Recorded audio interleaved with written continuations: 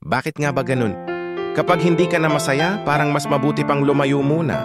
Hindi dahil wala ka ng pakialam, kundi dahil hindi na rin tama na manatili ka sa sitwasyong unti-unting kumikitil sa sarili mong kapayapaan.